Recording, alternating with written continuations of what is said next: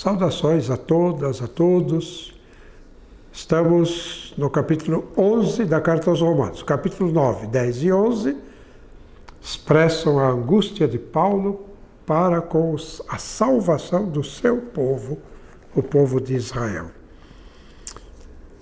Ele está raciocinando, né? Está meditando, está pensando. Ele começa, continuando, né? O capítulo 11, ele começa assim: pergunto então, não teria Deus porventura repudiado o seu povo? A gente não fica com essa impressão de que Deus, o que muitas vezes falamos, é o novo Israel. O velho acabou, né? Como a sequência da festa de Corpus Christi. A tradução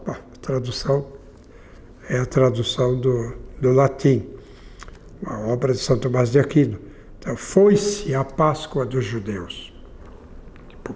Foi-se a Páscoa dos judeus. Em parte é verdade, a Páscoa que existe, que interessa, é a de Jesus. Agora, quando se faz essa contraposição, se joga um contra o outro, aí é que as coisas não ficam muito claras, né? Então, Deus teria repudiado o seu povo? De modo algum, sempre de modo algum, na expressão de Paulo. Pois eu também sou israelita. O que Paulo está dizendo? Você então era israelita, agora não é mais? Não, eu sou. Eu continuo sendo israelita. Da descendência de Abraão, da tribo de Benjamim. E não me sinto repudiado. Não repudiou Deus o seu povo, que de antemão conhecera. Afirma, né? Ou não sabeis o que diz a Escritura a propósito de Elias, como ele interpela a Deus contra Israel?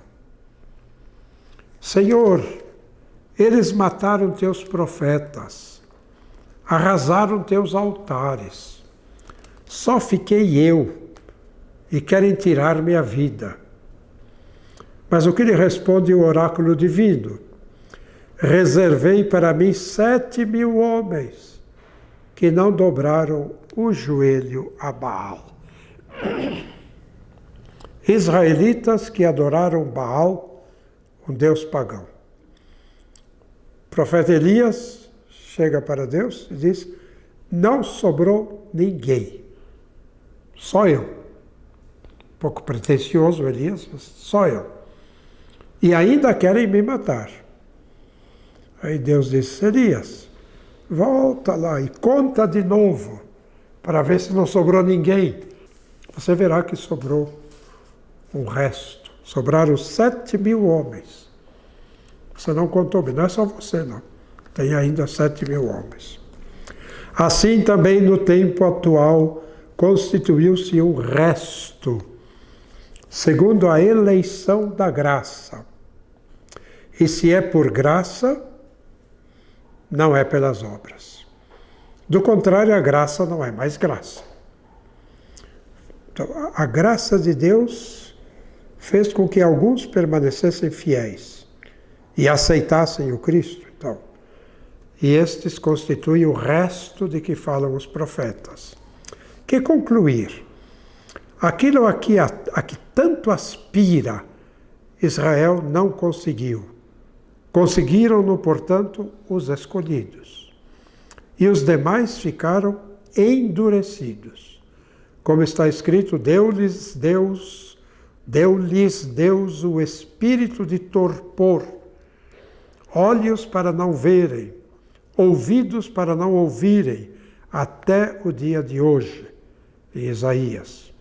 Diz também Davi, no Salmo, que sua mesa se transforme em cilada, em armadilha, em motivo de tropeço e justa paga, que seus olhos fiquem escuros para não verem e fazem que eles tenham sempre seu dorso encurvado, que sua mesa se transforme em cilada. Aquilo que parecia ser vantagem acaba sendo um tropeço, acaba sendo uma cilada. Aquilo de que se gloriam, é o sentido de que a sua mesa se tornou uma cilada. aquilo de que se gloriam acabou sendo caminho de perdição. Então eu pergunto, teriam eles tropeçado para cair? De modo algum, Paulo sempre com a mesma expressão, mas da sua queda resultou a salvação dos gentios para lhes excitar o ciúme. O fato de Israel ter caído, o que aconteceu? Os pagãos entraram na herança, na salvação. E qual foi o resultado em relação aos judeus? Vendo os pagãos que aderiram à fé de Abraão, eles ficam com ciúmes. Então, se houver aqui uma conversão de judeus neste momento, será por emulação. A história do profeta Jonas. Jonas prega a um povo pagão que se converte. O autor da carta está dizendo aos judeus, e vocês têm profetas judeus que pregam a vocês, e vocês não se convertem da violência que vocês têm na mão. É a grande mensagem de Jonas. Então eu pergunto, teriam eles tropeçado para cair? Não. A sua queda resultou na salvação dos pagãos, para lhes excitar o ciúme. E se a sua queda reverte em riqueza para o mundo, a queda de Israel teve como resultado uma riqueza para o mundo, a conversão dos povos. E o seu esvaziamento em riqueza para os gentios, quanto maior fruto não dará a sua plenitude. Então, a conversão de Israel, que acontecerá no universo. Se o pecado, a queda, já produziu a adesão do mundo à pessoa do Messias. E a vós, gentios, pagãos de Roma, eu digo, enquanto apóstolo dos gentios, eu, apóstolo dos gentios, eu honro o meu ministério, na esperança de provocar o ciúme dos da minha raça e de salvar alguns deles. Trabalho no meu ministério de conversão dos gentios, também para provocar a conversão por emulação dos judeus. Pois se a sua rejeição resultou na reconciliação do mundo, o que será o seu acolhimento, senão a vida que vem dos mortos? A rejeição trouxe a morte. A aceitação trará uma vida que vem dos mortos, a ressurreição de todos aqueles que rejeitaram. Se as primícias, agora vem a argumentação central aqui, importantíssima, se as primícias são santas, a massa também o será. As primícias, a farinha que trouxeram para fazer o pão, se essas primícias são santas, a massa toda será. Se a raiz é santa, os ramos também o serão. Se alguns dos ramos foram cortados fora, e tu, oliveira silvestre, foste enxertada entre eles, para te beneficiares com eles da seiva da oliveira, não te vanglories contra os ramos. E se te vanglorias, saibas que não és tu que sustenta a raiz, mas a raiz sustenta a ti.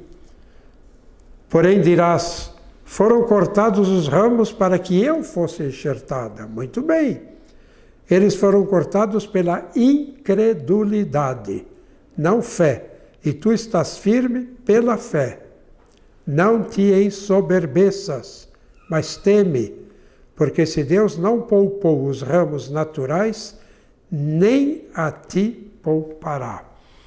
Vê então a bondade e a severidade de Deus, a severidade para com os que caíram e a bondade de Deus para contigo, se perseverares na bondade. Do contrário, também tu serás cortado. Cristãos, vocês foram enxertados na raiz original de Israel. E muitos de Israel foram cortados, tirados fora, porque não aderiram a Cristo. Não te glorie contra Israel. O ramo natural foi cortado porque não acreditou. O ramo enxertado pode ser cortado com mais facilidade ainda, se cair no mesmo pecado. Israel considerou um privilégio ser povo de Deus. Se você, cristão, transformar a sua vocação em privilégio e não em responsabilidade, você será cortado e em seu lugar entrará outro. E se esse outro não tiver a mesma fé que você tem, ou deveria ter, ou a mesma profissão de fé, você não pode se queixar. Você que sabia e conhecia não fez o que deveria ter feito. Então o outro que não tinha toda a revelação vai fazer no teu lugar.